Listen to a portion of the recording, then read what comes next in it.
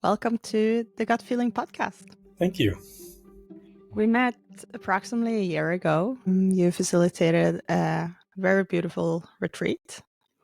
And I really brought so many of the things that you were teaching in this retreat into my life. And I keep mentioning it on the podcast and to my friends. Cool. And I just think it's so beautiful and it's so empathetic and I don't know, so human, the aspects that you teach. So I actually asked you a while ago to come and then I was like, oh, I got to make this happen. So here we are. Yeah, I'm glad it's finally happening. Thank you. Yeah. Mm. I do this thing where I let you share a bit about who you are and What? how you Oh no, I'm not prepared. and also what inspired you into doing this work. So do you want to share about yourself? I was a school teacher in the US working with kids who failed a bunch of classes. And I came up with some survival techniques for myself in motivating and managing the kids. And I started teaching local teachers in my school and district some of the things I discovered, and then it kind of got very popular. So I spoke all over California where I was, and then all over the United States, and then all over the world. Early on, I quit my teaching job and I was a full-time consultant. And I wrote a book that became a bestseller, Conscious Classroom Management. And I probably spoke to 100,000 more people, educators.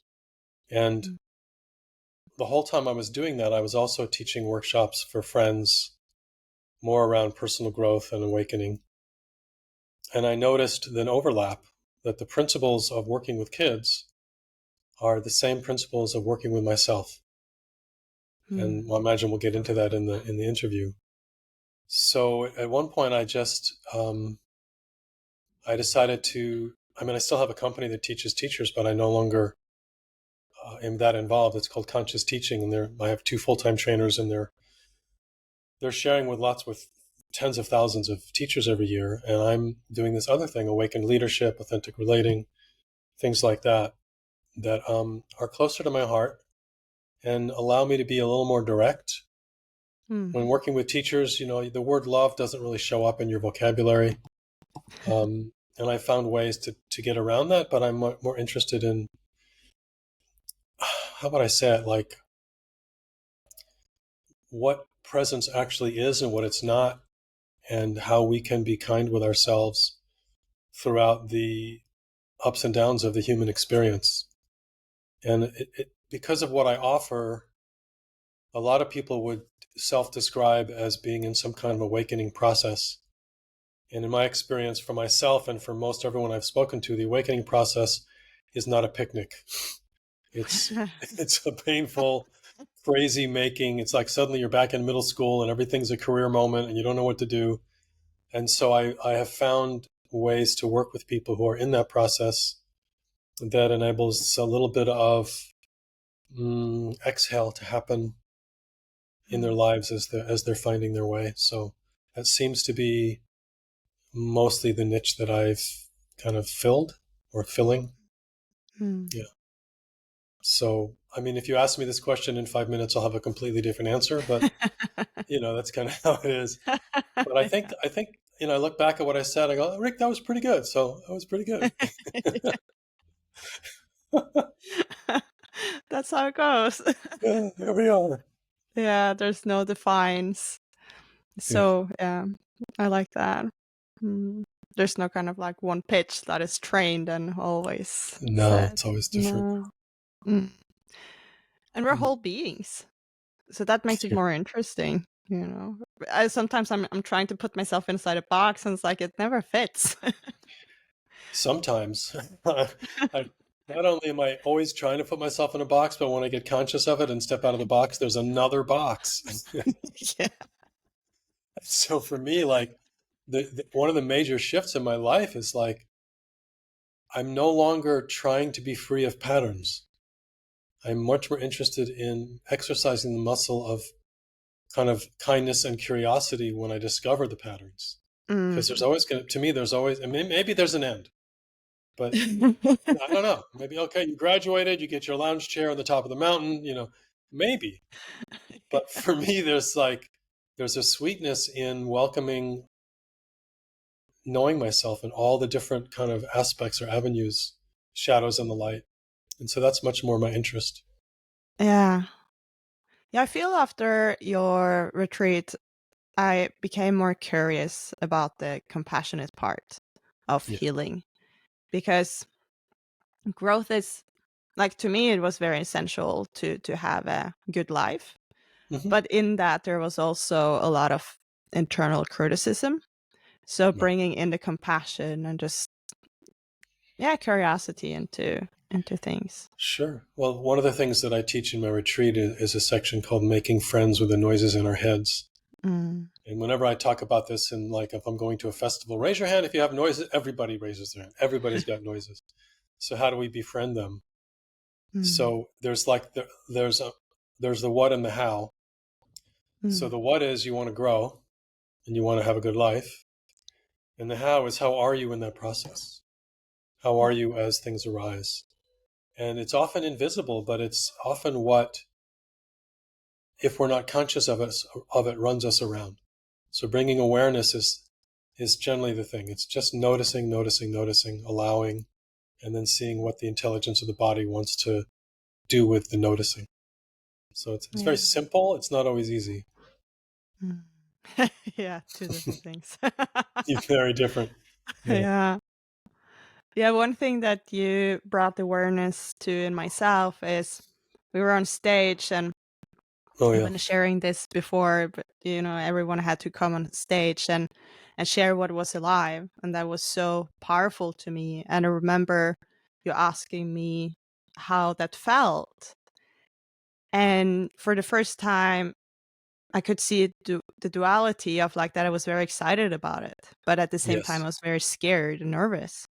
Right. And that is so present in so many aspects of my life. Like right now, I'm a bit nervous, Right. and Me I'm too. kind of, yeah, exactly. But kind of like being present with that, and I don't always have the time to meditate and doing shaking and doing a lot of somatic work, like for an hour before entering life, and then just holding that nervousness while I'm doing things and giving space Yes. for it instead of like trying to push it away, to just like feel that a bit, Hmm. has been so Totally. big, because it opens up so many doors and possibilities. Like, yes, I'm a bit nervous, but Hmm. I'm also excited. So can I do both? Exactly. So this is something I share. You may remember this quote from Walt Whitman. Do I contradict myself? So be it. I am large. I contain multitudes. Mm, So, you ask someone how they are, and they might have 5 or 6 seemingly opposite answers, and they're all true at the same time. We're mm, complex. mm, Yeah. And the other piece that this ties into is this whole continuum of inner apology versus inner authority, and how we show mm. up in every moment. So I could be nervous, like, I'm really nervous. Sorry, right? I'm exaggerating, but there's that energy where Yeah. people who are watching the podcast are like, okay, change the channel, right? Yeah. Or there's like, yeah, I'm nervous. And the truth is, I'm almost always nervous as I start a podcast or a workshop. And truth is that it always seems to work. So if I start something and I'm not nervous, I get nervous that I'm not nervous, and then it works. So there's a way that I can receive my nervousness as innocent and even potentially beautiful if I Mm. meet it with curiosity and presence rather than with comparison or condemnation or cynicism. So yeah, nervousness is part of the human condition. Yeah, Yeah. Yeah. And it's so easy, I think, to judge that part of ourselves, the insecurities and sure. in ourselves and others. But when we meet it with compassion and Hmm. owning both, it's big. Yeah. So let me pause there, because this is something I see all the time, and I want to just name this. It's we. I'll ask the people watching right now. Do you ever judge yourself? All the hands go up, right? Do you ever judge yourself for judging yourself? All the hands go. Do you ever judge yourself for that? All like there are these layers of these dominoes, right?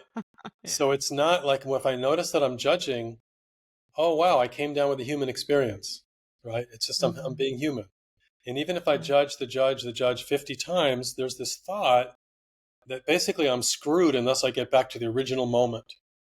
Mm. But from my perspective, at any one of those, say 50 different layers of self-judgment, if I just receive a breath and Mm. just soften and go, oh yeah, I'm having a human moment. All of a sudden, they all go away, and I'm back to the present situation. So it's the trick is there's this very subtle assumption that often sneaks in, which is judgment is bad.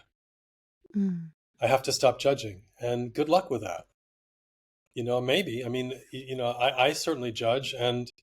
but I'm more learning to be kind of enjoying or appreciating my humanness. Oh yeah, I judge, Mm. rather than got to go to bed without your supper because you're judging. Yeah. It's like, okay, here we are. Yeah. Yeah, Bringing compassion to it. yeah, And I guess, I don't know if you know about the drama triangle. yeah. I Yeah. do.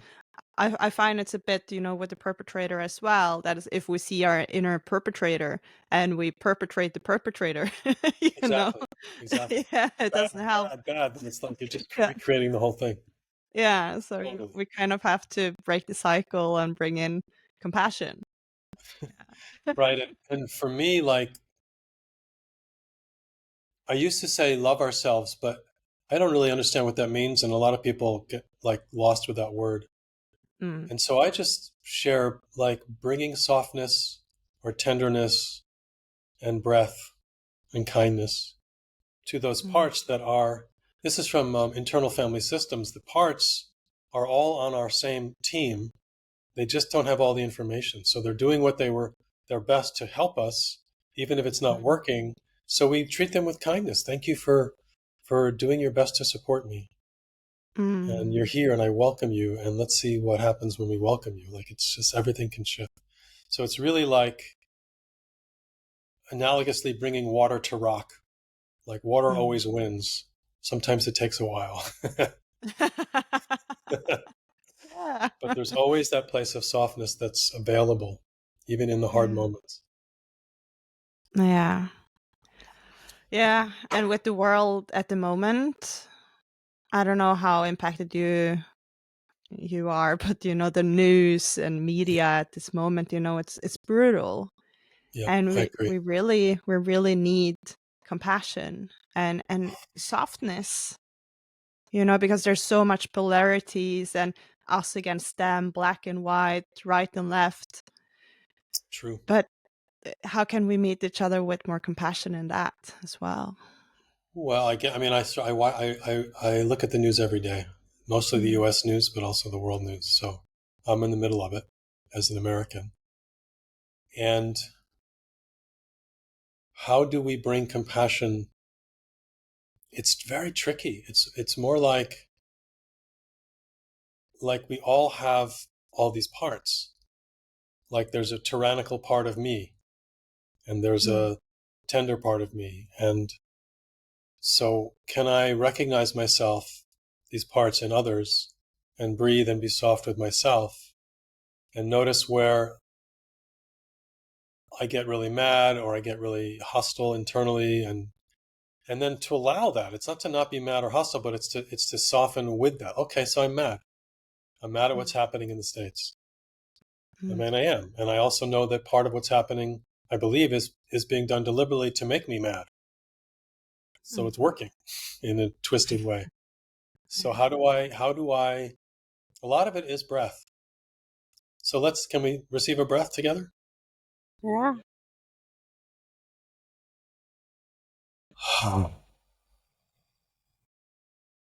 So good. it is.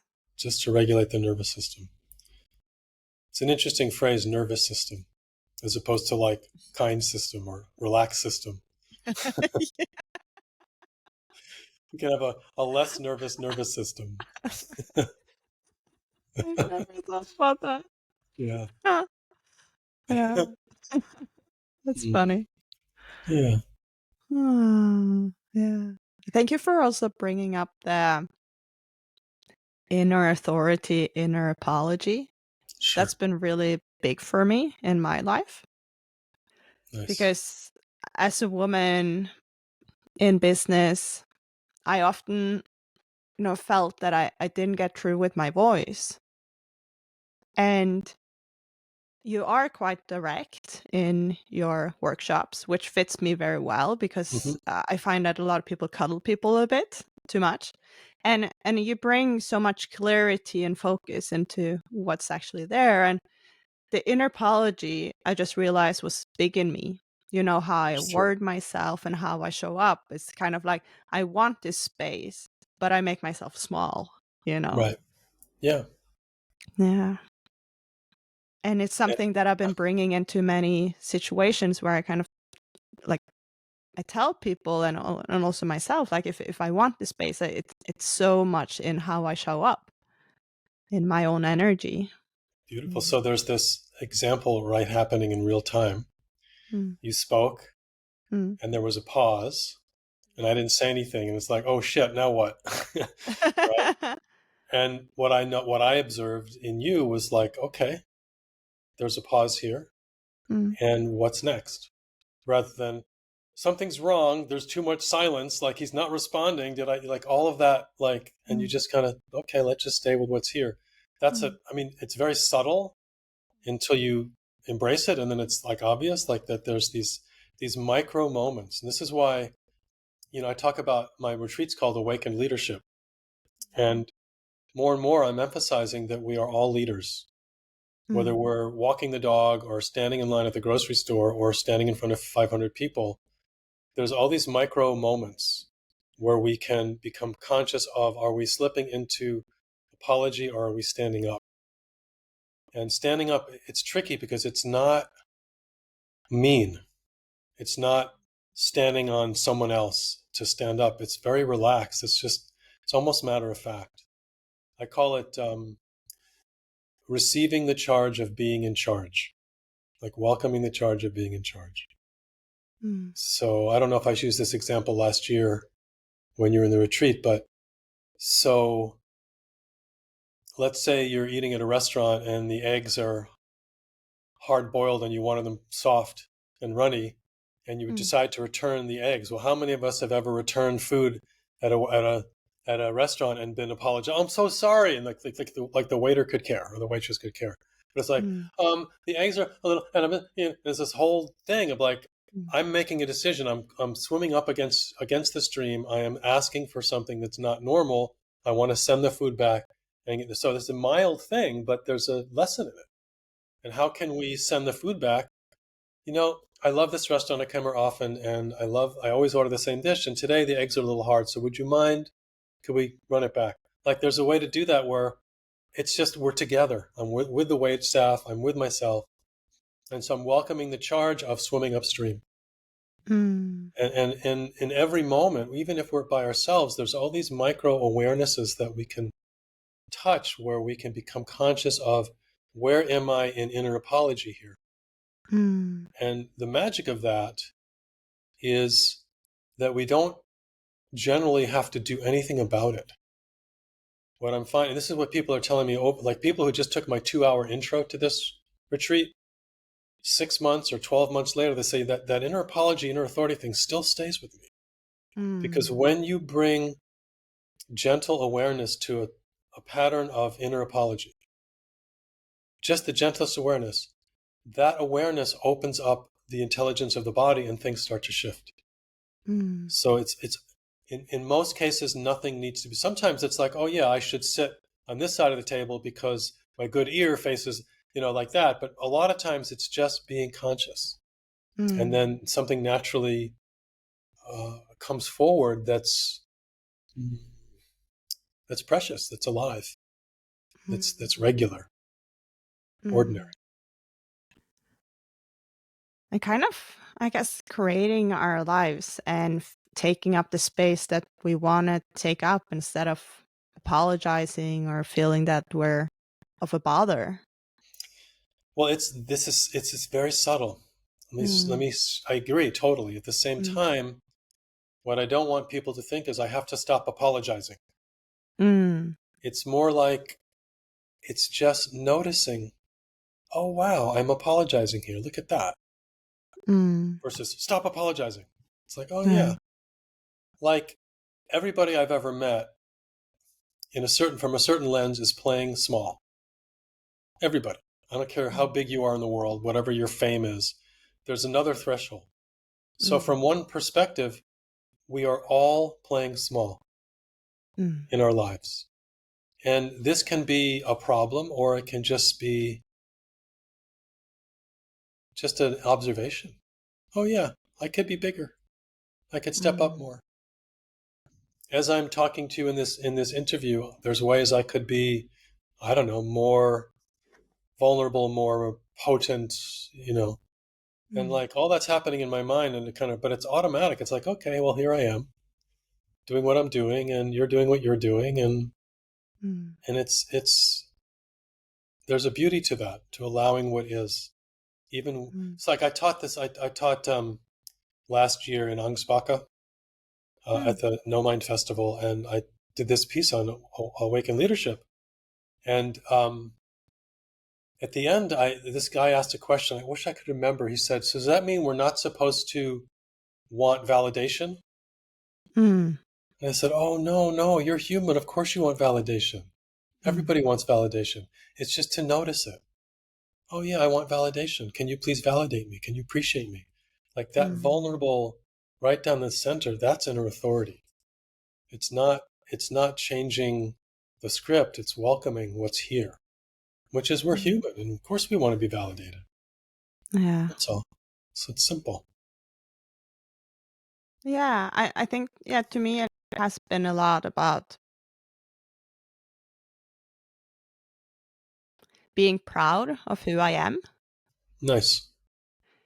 So I find when I want something and I'm a bit shameful, I'm afraid that someone will judge me or Right. reject me or something like that. And there's this underlying piece of me that gets a lot of attention. So when I talk or I stand up and I create something, I end up kind of like almost rejecting myself in what I say. Sure. Yeah. But when I'm proud of what I do, and I'm kind of like I do want people to validate me and like it. Hmm. However, I'm not. I'm still kind of proud of myself, even though they don't do it. Exactly. Exactly. Mm. So you're not giving your power away to others in the sense that if you judge me, I will shrink. Mm. It's more like, yeah, you probably will judge me, and I might even judge myself, and I'm still here. Mm. And so something I brought up in the retreat, in the welcoming, making friends with the noises in our heads, Mm. is something I do now. It's pretty automatic. I teach this in authentic relating as well.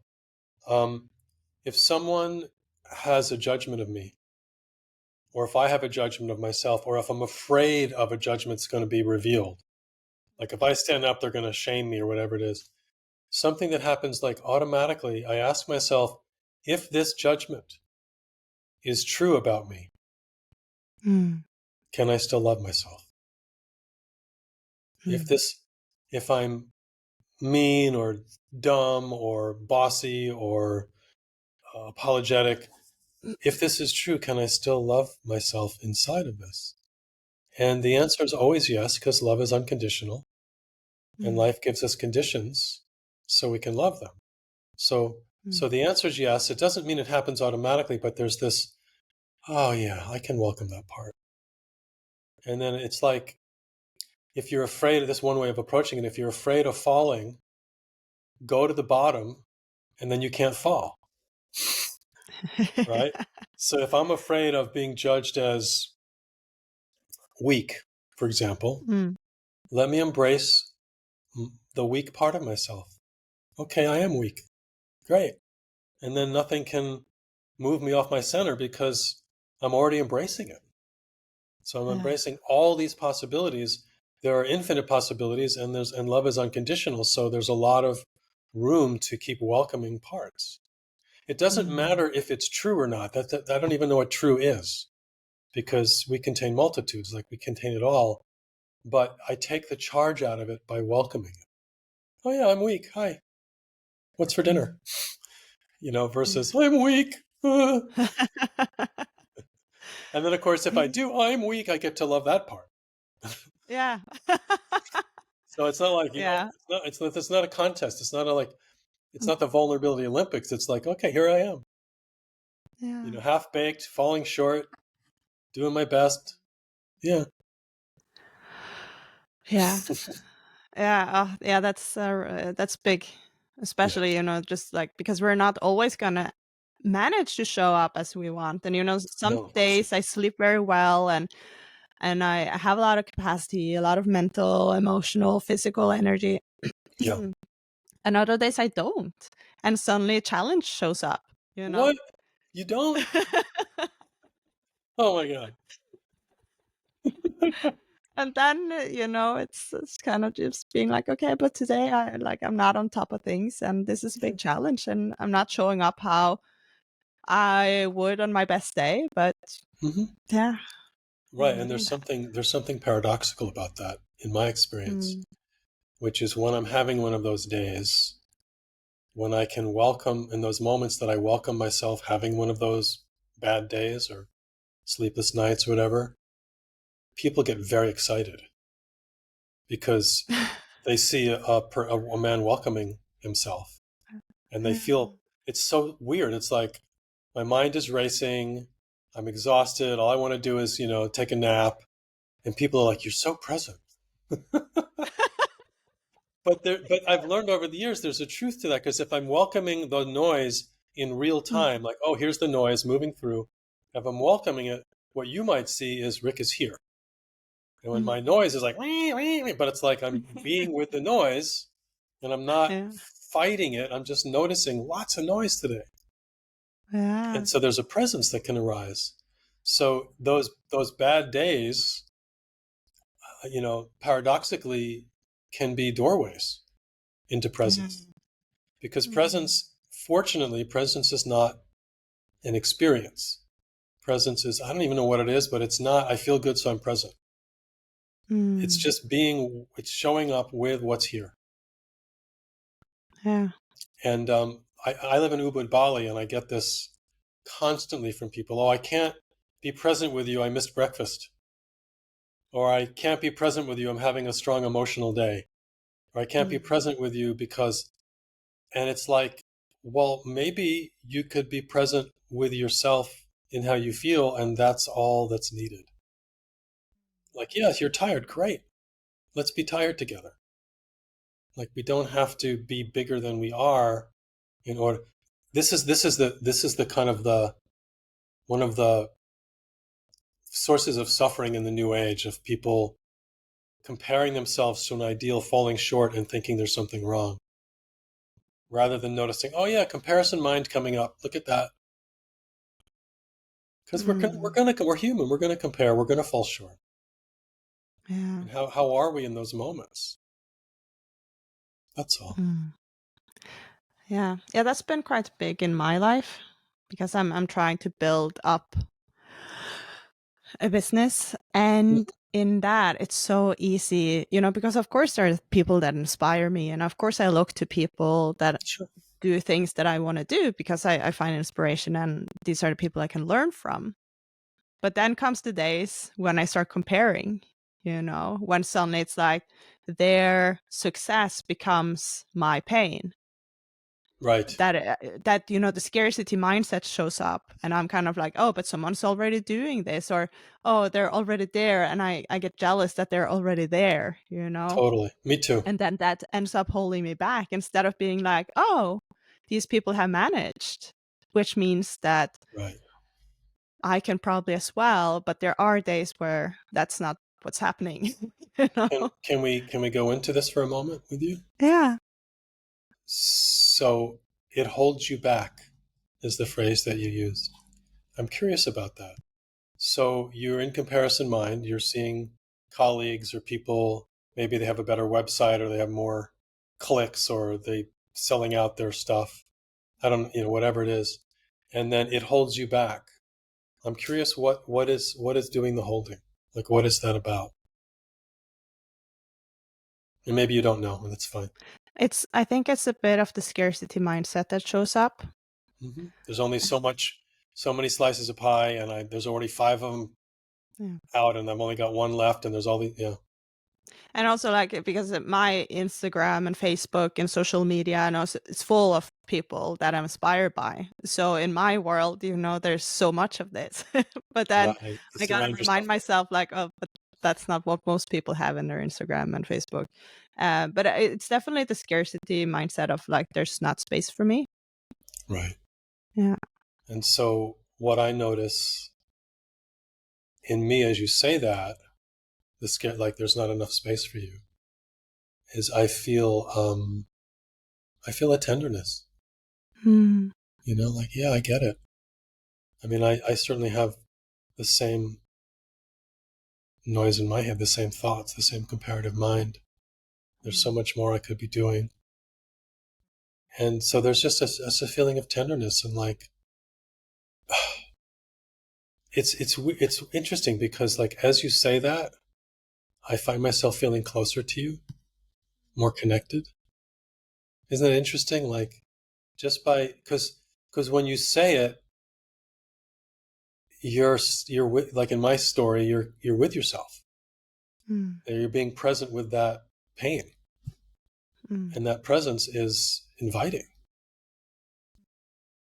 So I'm not trying to say, well, you should stop having that get in the way. No, it's like all of that is fine. It's just to be tender with that part that's like, everyone else is going so fast and I'm in this little slow car, and what do I do?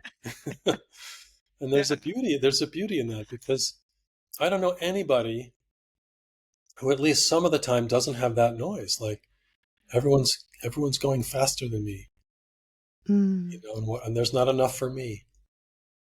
And that in this case, little girl, as me would be my little boy. It's like, I just want to, like, hold your hand and go, yeah, we can be behind together. Right? It's like, okay, we can pick flowers and enjoy the day. And then again, what happens with that is that I can feel it as we're talking, like something softens and opens and relaxes. It doesn't mean we're not comparing to others, but there's just more room to be where we are. That's all. And do it my way. Yes. I've never Yes. been a Jeopardy person. I always been like, I like having a foundation, and that's also like when I've been working in business. I really believe in a strong foundation, Yeah. because now I feel that at a point where I'm in a very good place with my family, and that was, I figured for me was really important that Yeah. I didn't want to choose between them and my business, because I felt that they didn't understand. And now I find that we can talk about it, and I'm not ashamed, and they actually support me. But for a long time, they didn't understand, and I didn't manage to meet them in a way that I helped them to understand, but now I do. Right. And to me, that was important. I have this image as you're speaking of kind of a contract covenant that you agreed to before you were born. And one of the big things on the contract was peace with family. And so then you found this whole business thing as a reason to bring peace to the family. So you're doing the big thing, even though, well, the job is not as big. It's so fun. Like, we don't even know, like, how cool. Yeah. Yeah. And then there's this, I want to pause for a second. I'm going a little fast, so I'm going to receive a breath.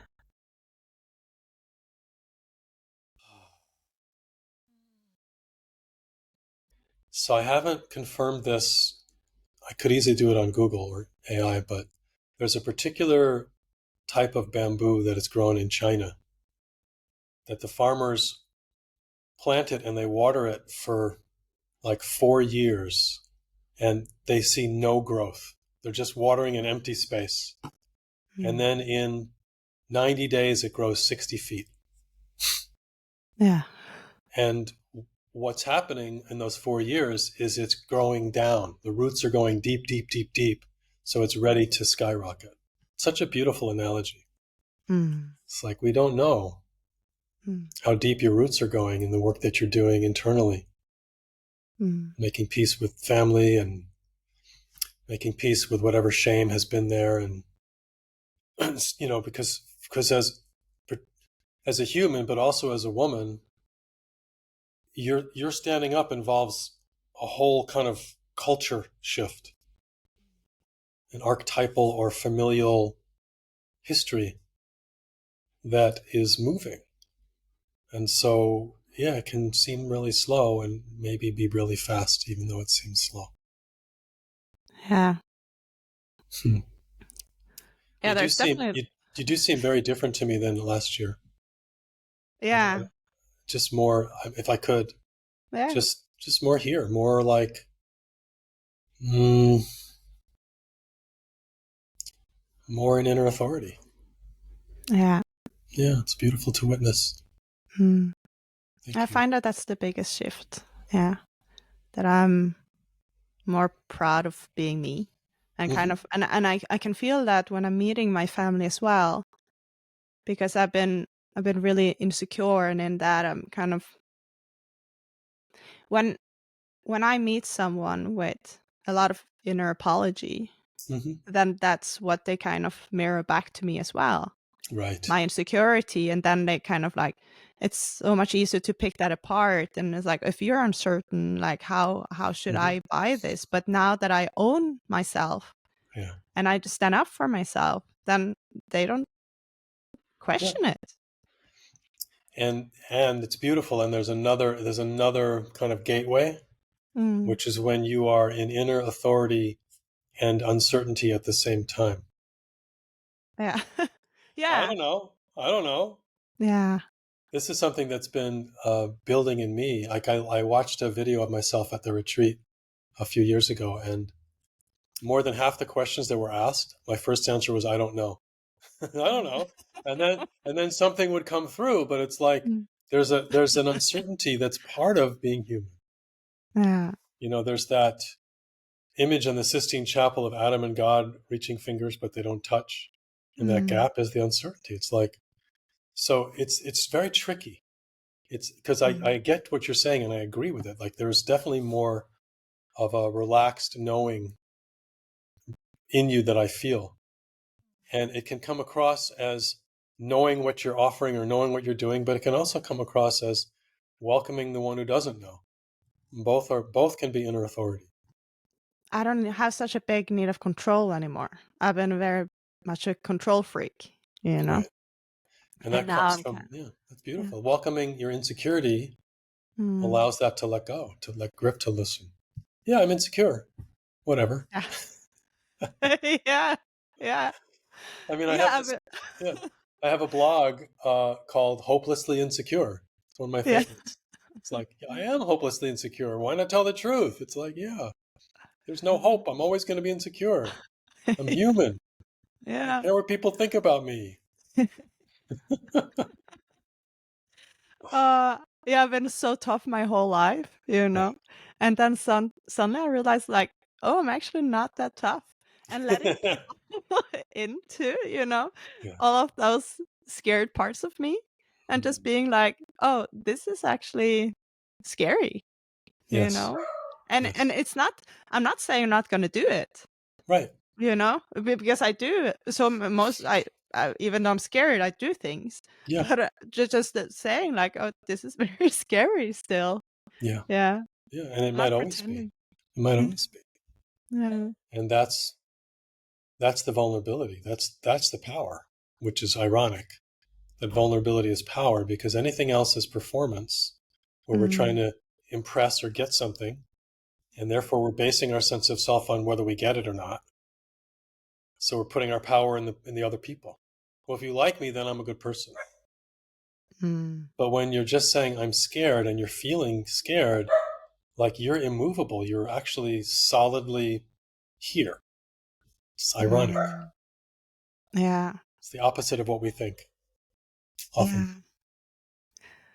Yeah. Yeah, I remember still on your retreat, we were going through, I don't remember exactly the topic or how you Hmm. framed it, but it was sexuality. Hmm. Yeah. And I experienced sexual abuse, and I remember throughout that part, like I was writing a lot of notes throughout the whole retreat, but that section, I, I was quite frozen, Mm. and I didn't, I really struggled. And Yeah. you know, it's a 5 day retreat, I think, Yeah. and and at that point, I was just like, my whole system was just overwhelmed with that topic. Yeah. So I needed to take a break. And in that break, like I was doing a lot of things, and suddenly I came to this almost like it felt like a psychedelic kind of state where like I just became so present, and I could like I went for a walk, and everything just became like so crystal clear and still. Wow. And suddenly like I put on some music and I was dancing, and it was as if I could feel particles, and it was like energy was moving me in the dance. Beautiful. That's And I was beautiful. just like, this is so strange. Yeah. And then you told me afterwards, because I told you, and you said, I I feel that you're ready to hear this, but it might be a bit brutal. But I Mm. think that sexuality and your sexual trauma is part of your path, and that Yes. this is quite big for you. Yes. And it's interesting because the same thing has happened a couple of times afterwards, in the same kind of like in Hmm. that wounding. Yeah. And it's also what you said, in like in when we're scared and something and we're not on top of things, suddenly the presence comes so strong, because I was struggling so hard, and I was also ashamed because this was happening in front of the whole group, and I Right. didn't have control at all. But Nice. then Yeah. suddenly like this super awareness showed up, which was really That's uh, beautiful. Thank you. Thanks for sharing that. uh, I feel like bowing. Thank you. Beautiful. There's this Rumi quote. I can't remember, but something where like where there's a crack is where the light gets in. It's kind of what you're talking about, mm, and that the it's often the case where our trauma is where our genius lies, where our power can, as we welcome the pain and the fear and all of that, something alchemizes, and we can stand up for ourselves and everyone else who was abused. Like something can move in a big way, and it's like your body has been a receptor of that pain and also of that potential wonder. yeah, And it's a wild ride. yeah, yeah. It's been surprising as well. I see that my path is also a lot about how I meet men. Hmm. So the past year, I met a lot of men who has felt like perpetrators, and we have had Mm. really beautiful conversation about their fear of being perpetrators as well, Oh, which surprised me because, like with my wounding, I can also feel that so much of this work is in men, and how we meet men that are afraid of being perpetrators and also have a lot of shame related to things that they have.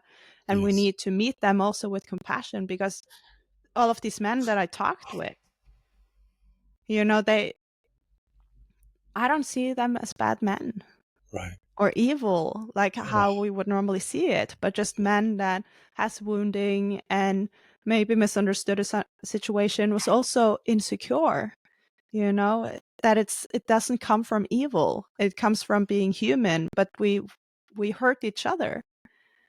right. Yeah. That's a great gift.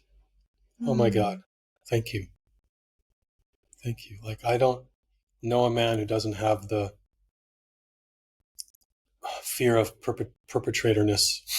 Mm. I mean, we all do. Yeah. It's just it's built into our DNA, I think. Yeah. And to be able to be witnessed in that by a woman can be so beautiful.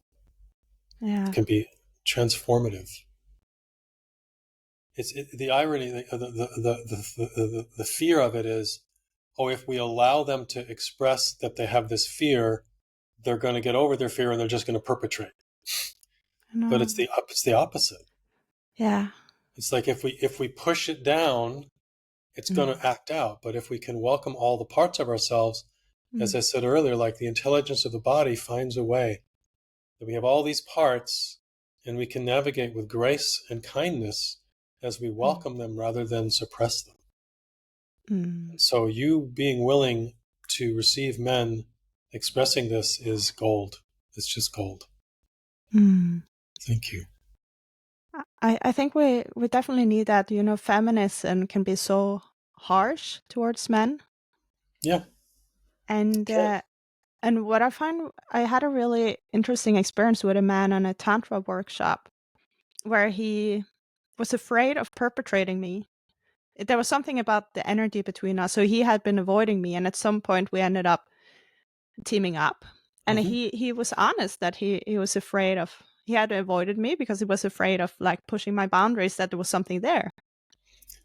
So he ended up crossing my boundary Of because course. of the fear, Right. so actually I ended up being very triggered, and I needed a break, and then afterwards we ended up talking, and he was like, he started crying, Yeah. and I was like, I don't want to continue this, but it's like, I have my I have my wounding. So yes, you did cross a boundary and that was hard, Mhm. but I'm not saying you're a bad person. Right. I don't want to be close to you right now, but we could really meet each other with compassion. We could talk through it. And he was like, it's so typical because I was so afraid of doing something wrong. So So, that was the only thing I was focusing on. You know? right. And so he did something wrong. Of course he did. Yeah. Yeah. There's something I want to name that you just said that's really important. I think it's important.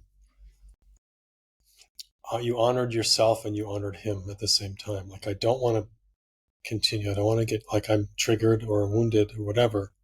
I don't want to continue with this. At the same time, I want to honor that you're human, that you're willing to look. So you didn't go, okay, let's go out for tea or have dinner or have a relationship. Like, you didn't go there. You just said, no, I'm in my, I have my boundaries, but thank you. Something profound about that. Being able to navigate both at the same time. Yeah. The humanness. Yeah, Yeah. I feel it goes into, everything we see in the world in this moment as well. Everyone we see that is on the opposite scale of us, that we see as perpetrators. To see the humanness that most likely these people are protecting something that we don't Right. understand. Sure. And I call Mm. that assume the best. Yeah. Assume the best in people. Like, if the car cuts you off on the highway, maybe they're racing to the hospital. Like, if everyone is awakening and they're going on the ride they need in order to awaken, we don't have to be hit by their car, right? Mhm. But we can honor that they are, in their own way, they're finding their way. Yeah. And just holding that in our hearts can soften the way we receive people. Mm. Yeah. Oh, that's beautiful. And I've been bringing that into my own insecurity as well. Right. So, for example, when I'm on the street and someone looks at me, you know, to assume that they have positive thoughts about me. Right. you know and also, just like, I love dancing, so sometimes I'm on a metro and I dance a bit, and then there can come insecurity, and then, okay, it may be people think strange things about me, but just kind of like assuming also that, okay, but assuming the best inside myself, like bringing it into kind of like, oh, but what if people actually think it's quite cool, or that they like it, and but also, like, okay, maybe some people don't like it, but assuming that I can handle that. Yeah. So part of it is assuming the best about, it's like trusting yourself It's not so much about Mm. trusting them, Mm. because we don't know, Mm. but it's about trusting that my body wants to dance right now, so I guess that's what we're going to do, Yeah. you know? And I have noise in my head that says people are going to judge me, and they might be judging me. And Mm. I still am going to dance because that's what I want to do. Like Yeah. both can. So you're not pushing against anything by dancing. Oh, you idiots! I'm gonna. It's like no, I'm just gonna dance, and you'll have your feelings and thoughts, and I guess you'll take those with you when you get off the metro, and you'll Mm. work that out in however you want to. And meanwhile, I'm getting to move my body in a way that feels nurturing to me, and Mm. people find their way. So there's assuming the best about yourself, like Yeah. follow the impulse and notice the noise. Yeah, and not to know for sure if you're being judged positively or negatively. You don't know. Mm. But I bet you there's some people judging you, thinking, "Wow, I wish I could do that," while they're scowling at you Yeah. internally, like, "I wish I could do that." Yeah. Yeah. That's how it works. We can judge and be jealous at the same time. I find that Amazing. those are very close. Yeah, Yeah. yeah. How dare they do that? I want to do that. Yeah, exactly. Mm. Mm. So, how is this conversation for you? How's it going? Mm. It's bringing up a lot of memories from the past year. Yeah, Yeah, and actually, it's a vulnerable conversation for me. That's seems like something it. I'm noticing in my business because I'm more and more sharing on the podcast the tools and the people that has meant a lot to me in Mm, my own growth, and because that's personal and so valuable to me, it feels a bit scarier to share right. because it's also scarier to be judged in or disliked in because it's there to my heart. Nice. Yeah. Yeah. So, can I ask you another question? Yeah. How is it being more vulnerable? How is this? Like, this is a meta question. So, you're more Yeah. tender for the reasons you said. And how is it? How are you? Actually, like when you ask it like that, it makes me a bit sad. Mm-hmm. Yeah. Um Mm. it's not something I've been comfortable with in life to let people in. Yeah. I'm getting better. I'm doing it more and more, Yeah. and it's creating a lot of really amazing relationships in my life and Mm-hmm. connections. But at the Nice. same time, it's more scary. It's my whole life is just more raw. Right. Everything I do. Yeah, I life feels more intense, Well, more at risk. yeah. Well, I think Yeah. I think that goes hand in hand with being alive, with aliveness. Yeah. Like, there's an exposure. Yeah. It's not, it doesn't have to be effortful. Like, I'm going to be vulnerable today. But it's more like at some point, vulnerability becomes food. It's like everything else Mm. tastes like sawdust. And we Yeah. just want to be open because it's like, this is a good moment to be open. Mm. And it's not a formula. It's not like it's going to get you anywhere. It's just sometimes it's pleasurable to share our hearts, even in a podcast. Yeah. And so, thank you. I feel, yeah, I just, the tears forming kind of in the back of my eyes as we're together. Yeah, I feel a lot of appreciation for um, how you are showing up with me.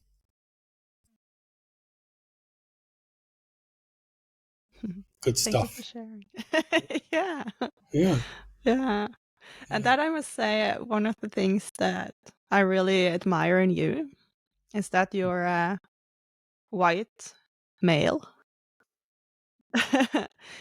But I think one of the reasons for that is it's in my world, there's not that many men your age that does this work and shows up in this way. And I find that there's a lot of power in that.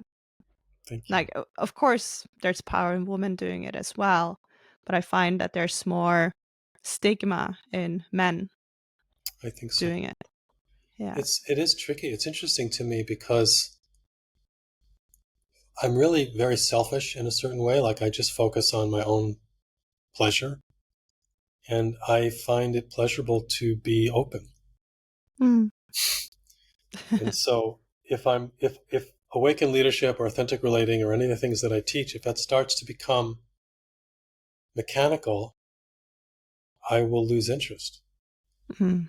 And so when I'm, the humility or the vulnerability or whatever, the tenderness that shows up inside me is pleasurable. Mm. So it's kind of, ideally, it's like a win-win. Yeah. And there is I really something, there is a script being rewritten. I know that. I can see it around what does it mean? Because this is where being a man, like, what does it mean to be a man? Well, we have just as much capacity for tenderness as anybody. Mm.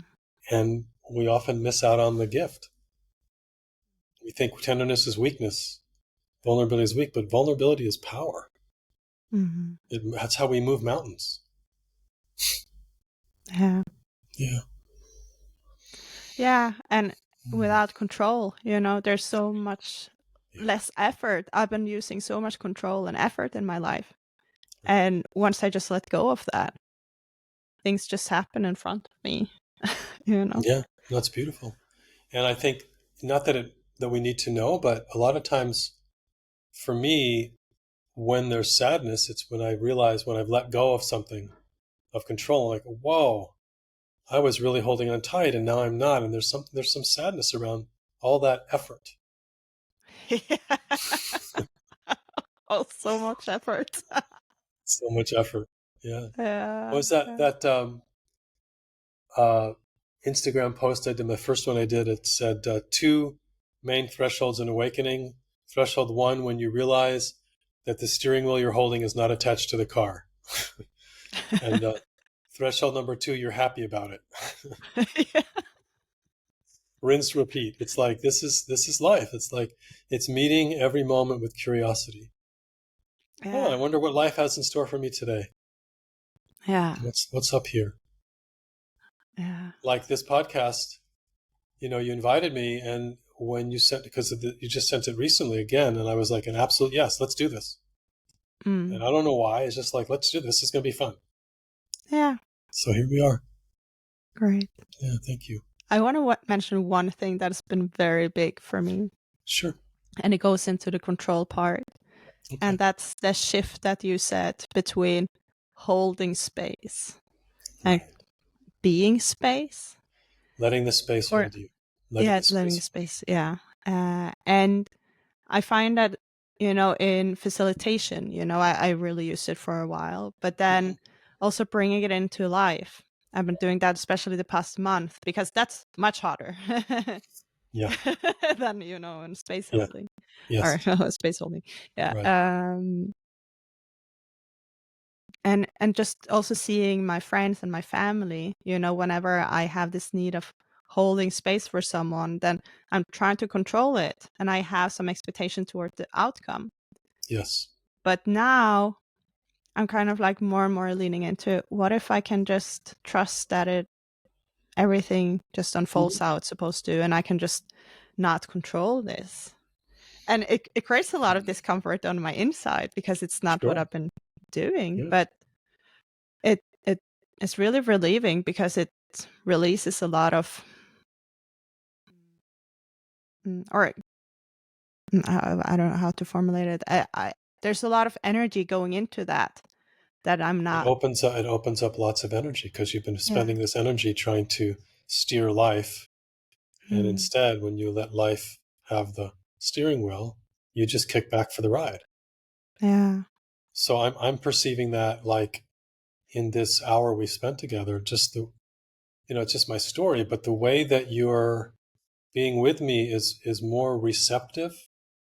You're not trying to get anywhere, and yet we're going places, so there's like Uh, this.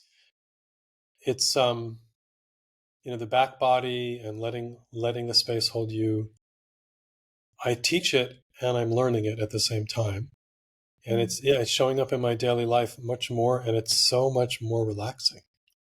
mm, Just driving my motorbike in a car, like, how do I allow life to have be partners with me mm, rather than me trying to get it all figured out. It's so much more relaxing.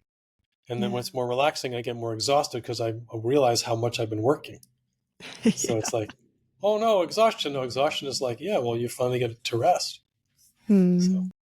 yeah, it's beautiful. And at this part of my journey, there's Mhm. also like I can feel my body a bit as well when I'm doing it. Because, for example, going into this podcast episode with you and not having a big plan, but Right. just trusting that, okay, I'm curious about you and Hmm. I trust aliveness, and I'm trusting that it will be Right. great, but I don't have a plan, What? you know. No plan?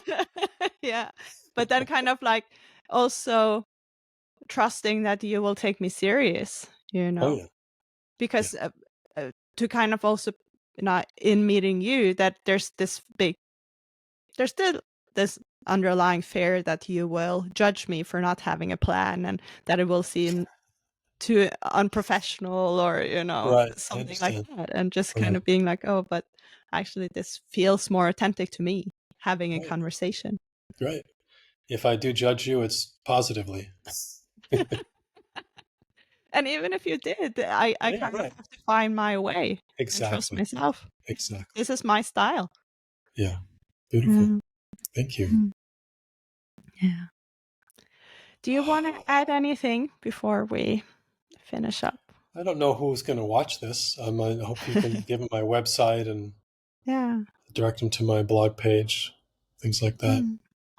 I'll That's do all. that. Yeah. Yeah, no, I'm good. I have a WhatsApp group. I'll be actually in Sweden this summer, and so there's Mm. a way to join. You can see what I'm doing and all that, but they can find it on my website. Great. I'll add that. Yeah. Thank you. It's great to see you. Likewise. Yeah, Yeah. it's been a year. Yeah. Yeah. Yeah. Thank you so much for Hmm. what you bring into the world. It's a huge gift. Thank you. Ah, that's good. Yeah. All right. Are we ready? Yeah. Thank you so much. Thank Okay. you.